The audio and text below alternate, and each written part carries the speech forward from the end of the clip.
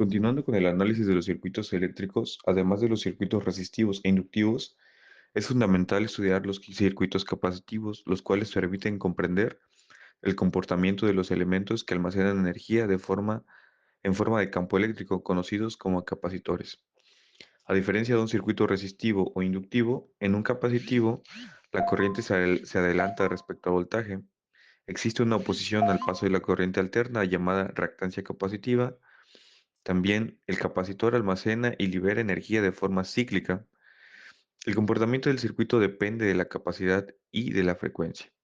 En esta práctica se analizará un circuito capacitivo puro con el fin de observar su comportamiento real y compararlo con los circuitos resistivos, inductivos e inductivos previamente estudiados. El circuito capacitivo puro se encuentra desarrollado en el manual dentro del tema 94A, circuitos capacitivos puros. El diagrama que representa esta configuración corresponde a la figura 1.96.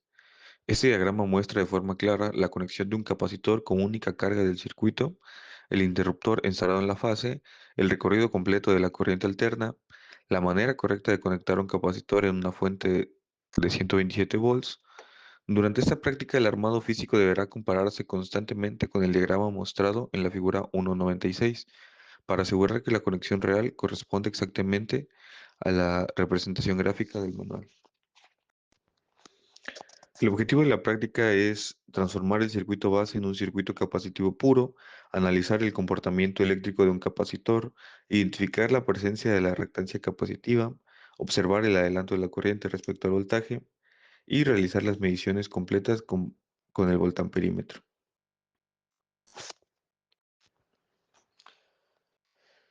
Para esta práctica se parte de un circuito base previamente armado utilizando el bloque inductivo, el cual incluye clavija para contacto de 127 volts, cable, 100 cable calibre 10 AWG, blanco para el neutro, negro para la fase y un interruptor de paso en línea.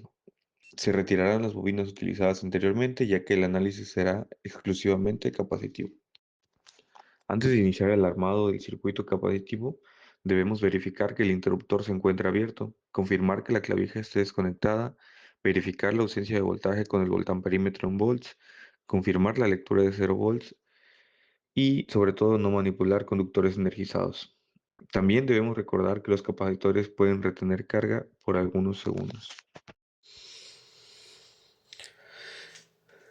Antes de realizar cualquier modificación, verificaremos la ausencia de voltaje en el circuito de la siguiente forma. Desconectaremos completamente el circuito de la fuente de alimentación Y lo mediremos con el voltamperímetro de la siguiente manera. lo colocamos en voltaje,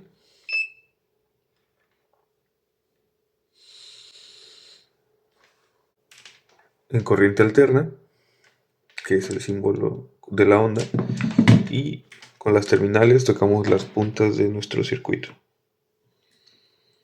Tocamos las puntas de la clavija y verificamos que no nos marque voltaje.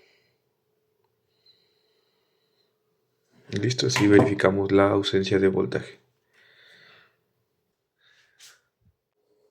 El capacitor que estaremos utilizando será un capacitor de corriente alterna de 60 microfaradios hasta 440 volts.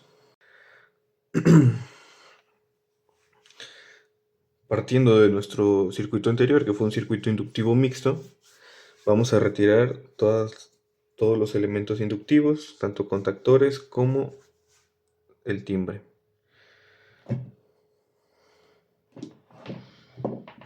Desconectamos el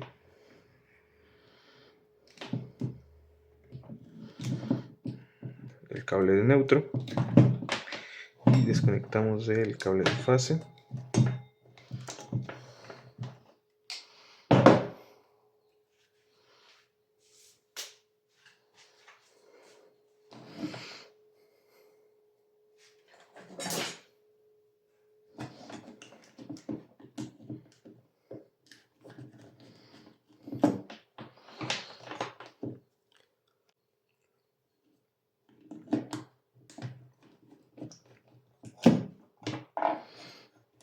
Desconectamos el otro contactor.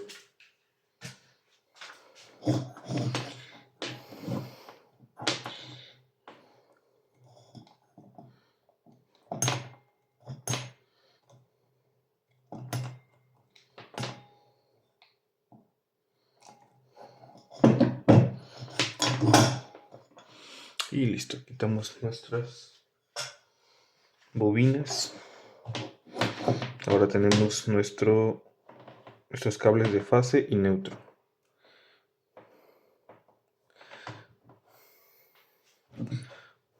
Cortaremos las puntas para así poder hacer una mejor conexión a la terminal del capacitor.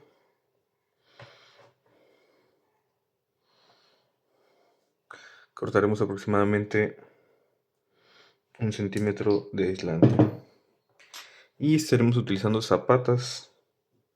Esto dependerá de la medida de tu capacitor.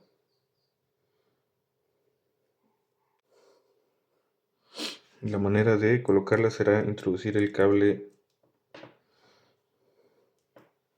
hasta que salgan las puntas o los hilos y se vean en la zapata, y con las pinzas o si tienen una ponchadora apretamos.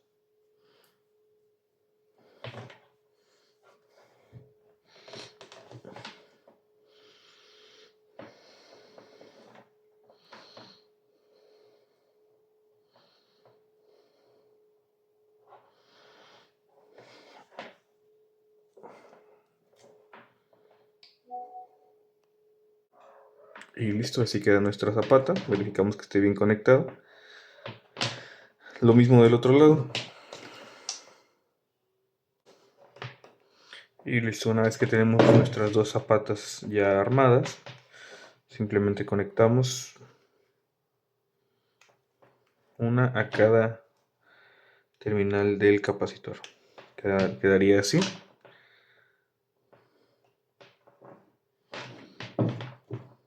Pueden estar conectadas en cualquiera de las dos, ya que no vienen marcadas como fase y neutro.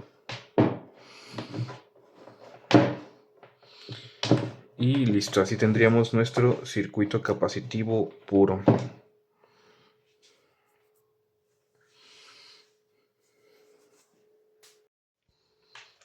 Antes de realizar mediciones en cualquier circuito, debemos verificar el funcionamiento correcto del voltamperímetro. En este caso, lo hacemos con una prueba de continuidad. El medidor tiene un símbolo como de sonido o señal. Al cerrar las terminales debemos confirmar que haya un sonido o marque algún valor de resistencia.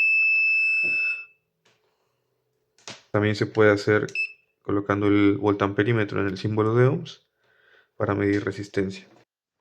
Al abrir o separar las terminales, el medidor debe marcar OL, y al cerrar las terminales, el medidor debe marcar un valor de resistencia. Con el circuito ya armado procederemos a conectarlo a la fuente de voltaje y prepararemos nuestro medidor en corriente.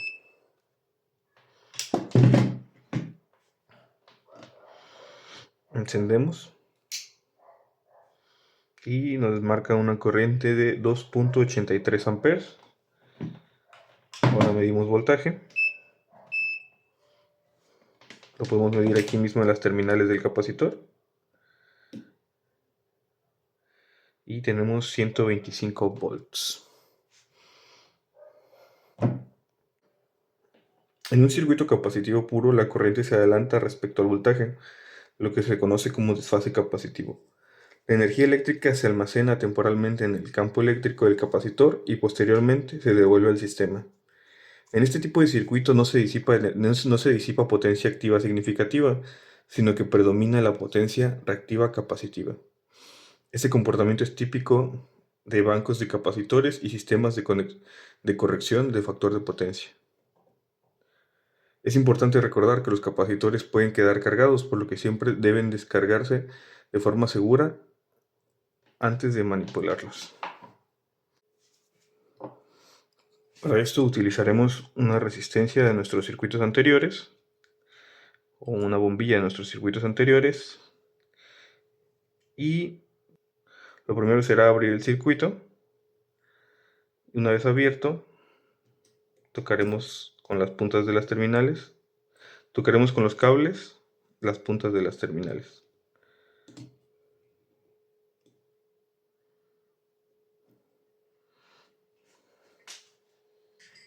Una vez hecho eso, medimos voltaje para verificar que no haya voltaje. Como pueden ver, es cero, significa que el capacitor no está cargado. En conclusión, este ejercicio permite comprender el comportamiento de un circuito capacitivo puro y sirve como base para el análisis de circuitos RC, LC y RLC.